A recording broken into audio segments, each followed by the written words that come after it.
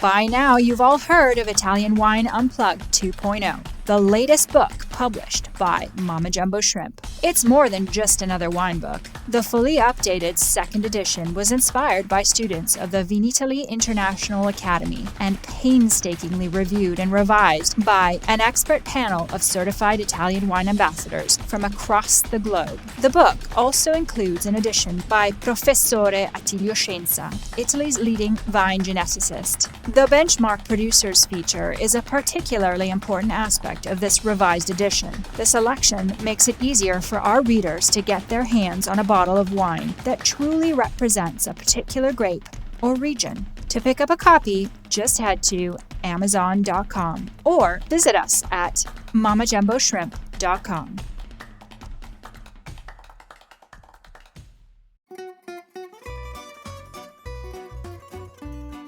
Welcome to Wine, Food and Travel with me, Marc Millon, on Italian Wine Podcast. Listen in as we journey to some of Italy's most beautiful places in the company of those who know them best, the families who grow grapes and make fabulous wines. Through their stories, we will learn not just about their wines, but also about their ways of life, the local and regional foods and specialities that pair naturally with their wines, and the most beautiful places to visit. We have a wonderful journey of discovery ahead of us, and I hope you will join me.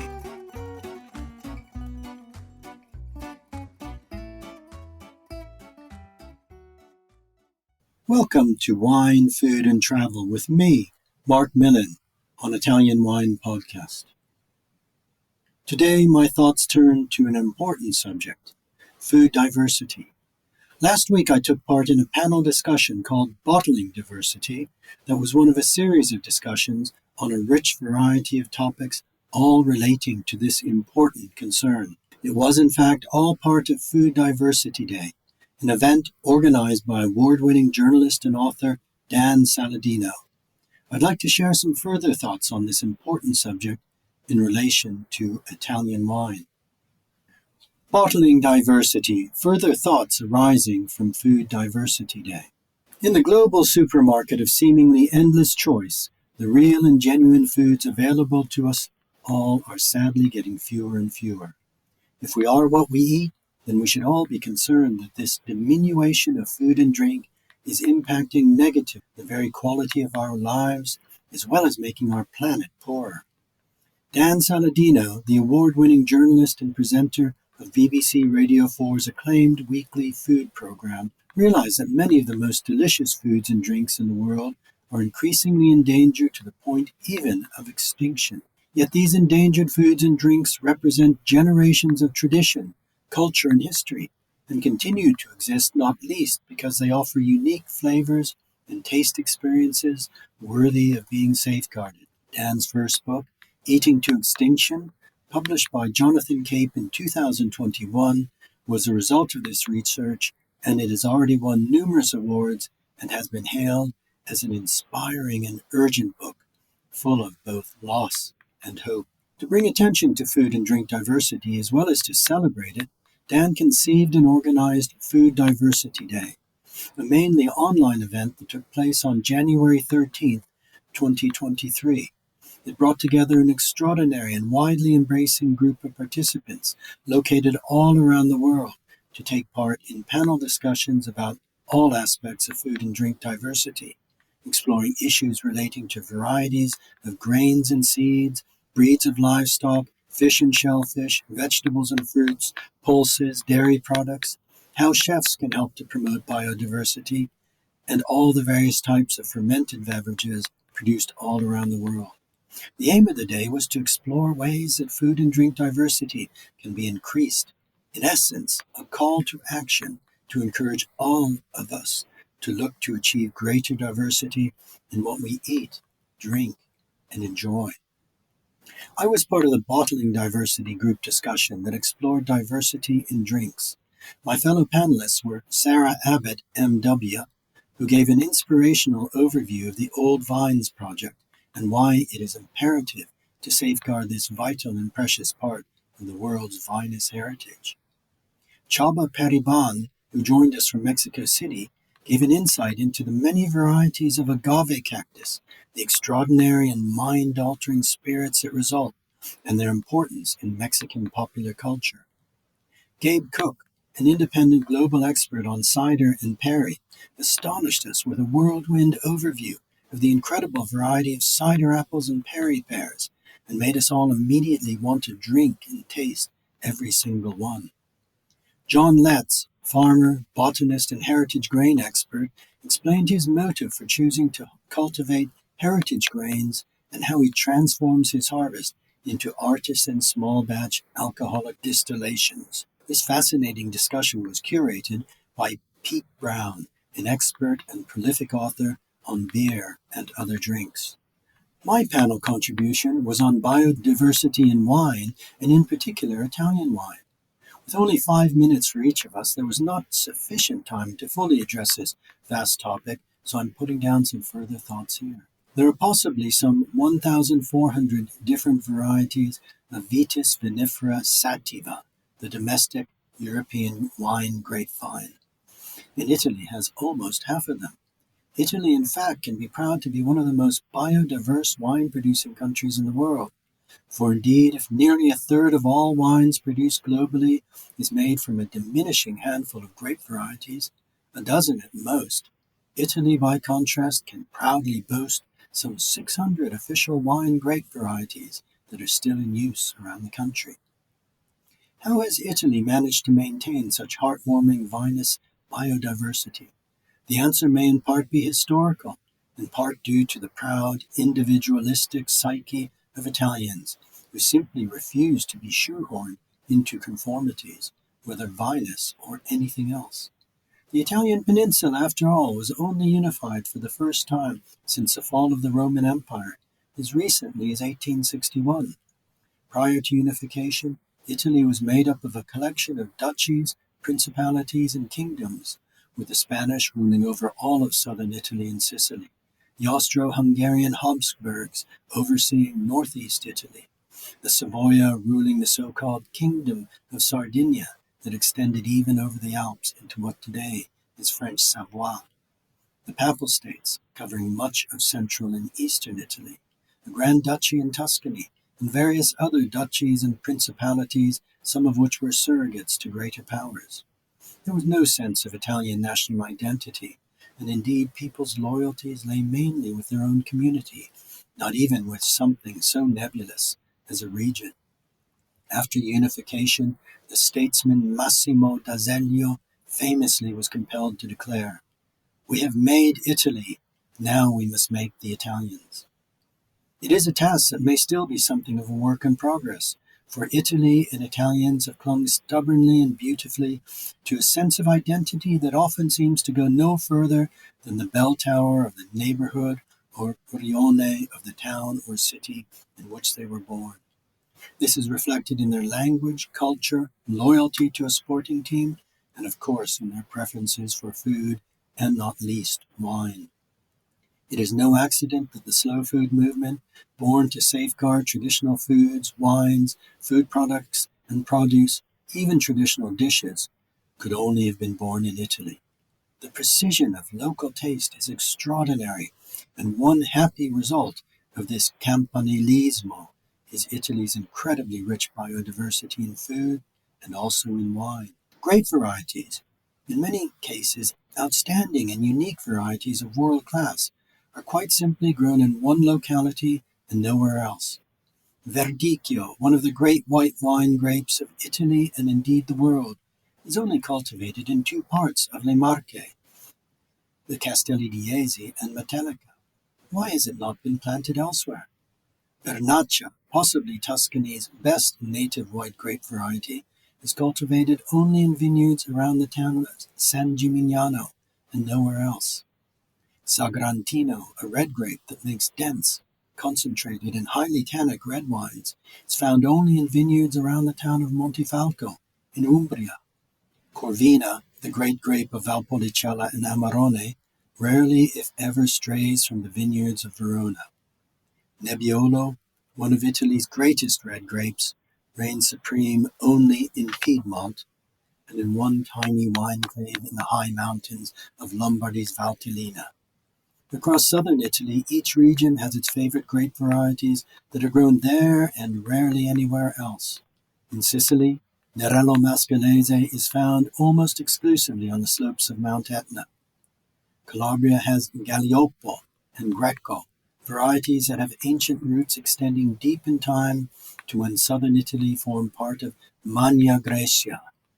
In Puglia, Negro Amaro is cultivated on the Salento Peninsula, the far southern heel of the Italian boot, but Nero di Troia is a preferred variety just a little further north. Montepulciano, a red grape capable of making both juicy, easy pizza wine, as well as complex and concentrated reds that rank among Italy's greatest, seems to thrive only on vineyards that rise above the Adriatic coast in Abruzzo and Le Marche, and there are countless other examples, almost too many to drink.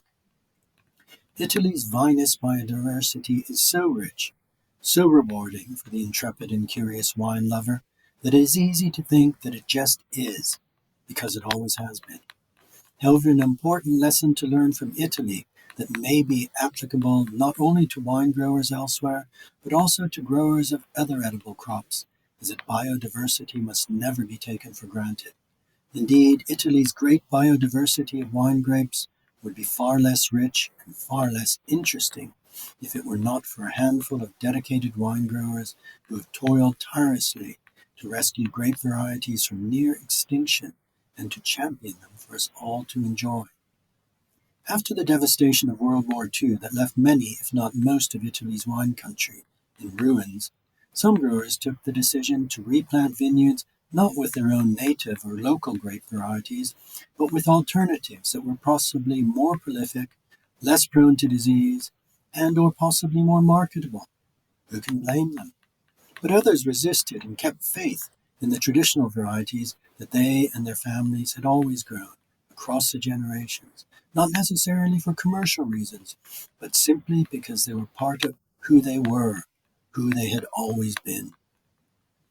Antonio Mastro Berardino, whose family wine estate in inland Campania was founded in 1878, was one such post-war visionary winemaker. After the devastation of the war, when his vineyards and cellar were left in ruins, he chose to rebuild on a foundation based firmly on the ancient vinous patrimony of the area, which could be traced directly back to antiquity. Aglianico and Greco were both grape varieties that had probably been cultivated by the ancient Greeks and certainly the Romans.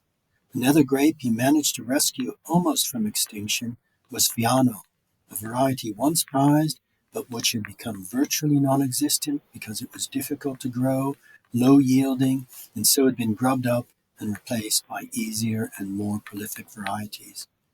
Mastro Berardino, however, believed that this ancient variety, possibly cited by Pliny the Elder in his Historis Naturalis, should not be allowed to disappear.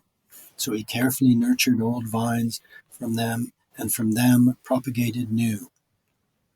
In 1952, he was thus able to harvest 50 kilos of Fiano and made just 30 bottles. Today, Fiano di Avellino is considered one of the great white wines of Italy. Italian Wine Podcast, part of the Mama Jumbo Shrimp family.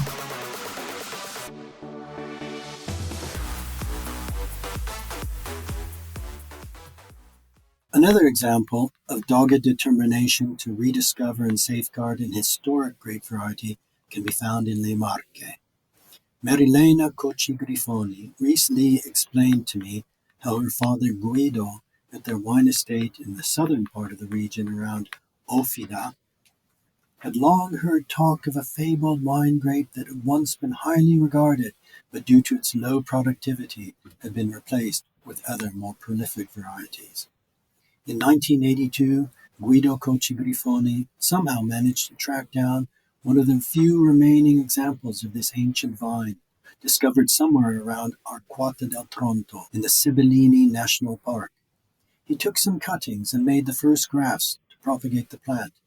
He was patient, and it was not until 1987 that he had sufficient to sow what is now known as the Pecorino Mother Vineyard. Today, the Pecorino grape variety is widely grown across the southern Le Marche, as well as in neighboring Abruzzo, though the finest examples still come from around Ofida, where such wines are entitled to select DOCG status. Just think, if it hadn't been for Guido Cocci-Grifoni's curiosity and dedicated efforts, none of us would have ever had the chance to taste the magnificent, compact, and structured Pecorino white wines that are the result. Elsewhere, intrepid archaeologists of the vine sought to discover and rediscover ancient varieties. Viticulture was once prevalent within the Venetian lagoon, with vineyards planted even in the many campi of Venice itself.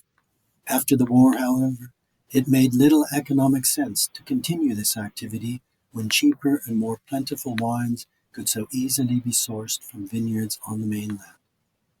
The devastating flood of 1966 was the final straw, and an agricultural activity that had existed for centuries and millennia had virtually ceased to exist. However, people still remember the wine of Venice, dream perhaps of one day tasting it again. Gianluca Bisol, a visionary winemaker from the Prosecco wine hills of Valdobbiadene, believed that it could be possible to restore viticulture to the Venetian lagoon. He began to search islands for any remaining ancient grapevines and eventually discovered some of the last remaining examples of a vine the old Venetians remembered as Dorona, unique to the Venetian lagoon because it had evolved and adapted over the centuries to its unique watery environment, a vine remarkably able even to survive regular flooding with the brackish waters of Acqua Alta.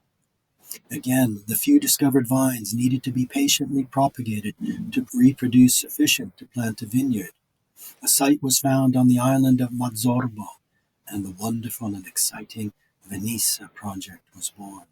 Preserving biodiversity is not just living in the past. Italian winemakers have brought modern sensibilities and technologies to ancient, sometimes forgotten vines. In Roero, near Alba in Piemonte, the white grape, Arnese, was often found amongst vineyards mainly planted with Nebbiolo. A row here, a row there, the red grapes mixed with a little white, and all harvested together to make a field blend, the white softening the sometimes harsh tannin of the red to produce a more supple and easy-drinking wine. Bruno Ceretto, however, considered that Arnese had the capacity to make a great white wine in its own right, and out of nowhere and from no tradition, he planted a vineyard of Arnese and created an ultra-modern winery with the latest technologies to produce the sleekly beautiful and elegant Arnese Blanchet that is one of Piedmont's most outstanding whites. Across Piedmont's wine hills to the Colli Tortonesi, Walter Massa has done something similar with another previously unheard of variety, Chimorasso.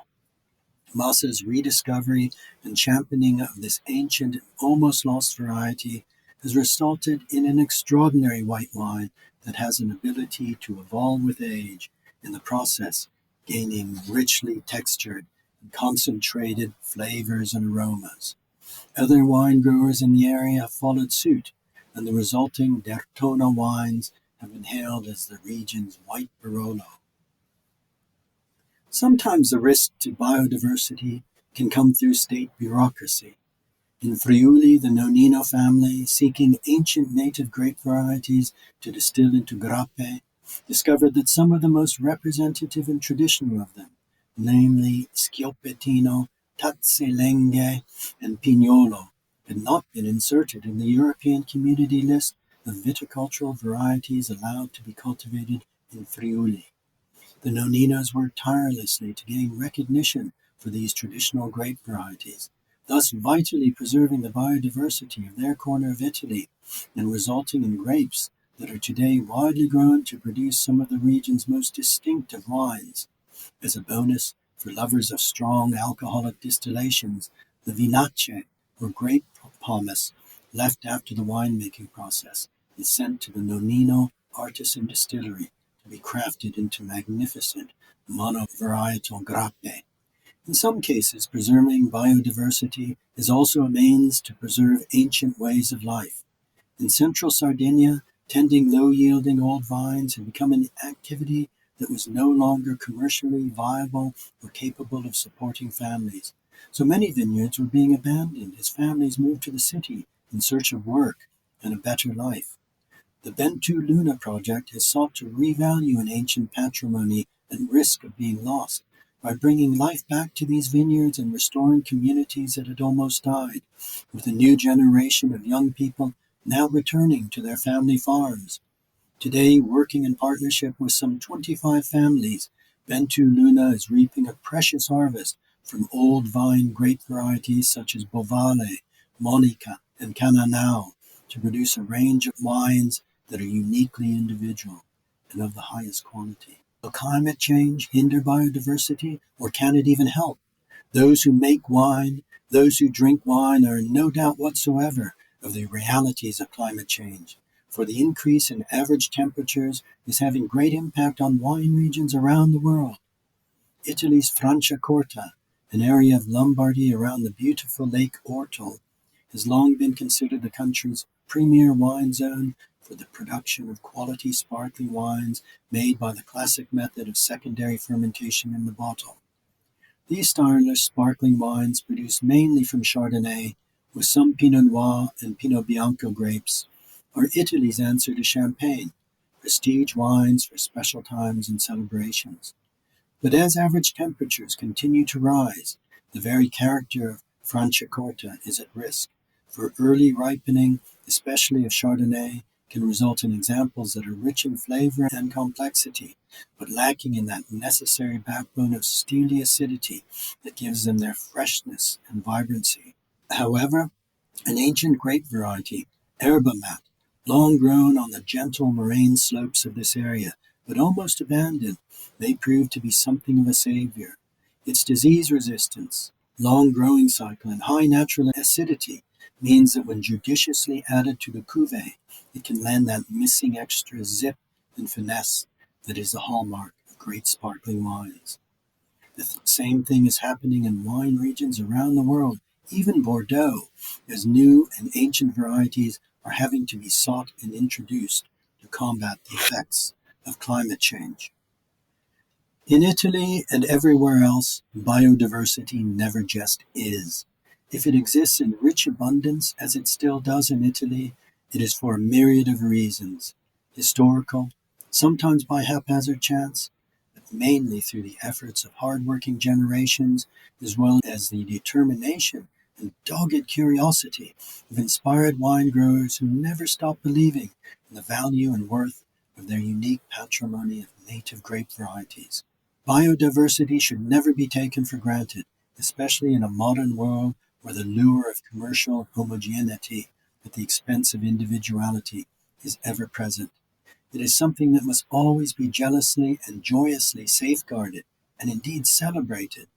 So the next time you are perusing an Italian wine list, or looking for a bottle from a wine shop or online, or perhaps traveling, I urge you to choose something that you have never heard of before, or know nothing or little about.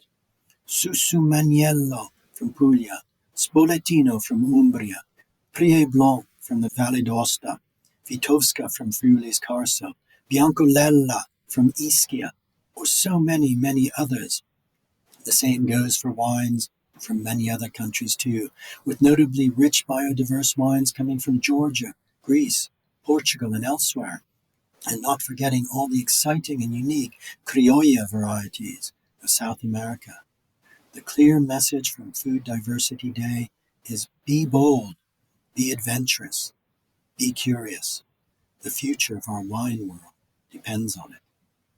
For more information about Food Diversity Day, visit www.fooddiversityday.com.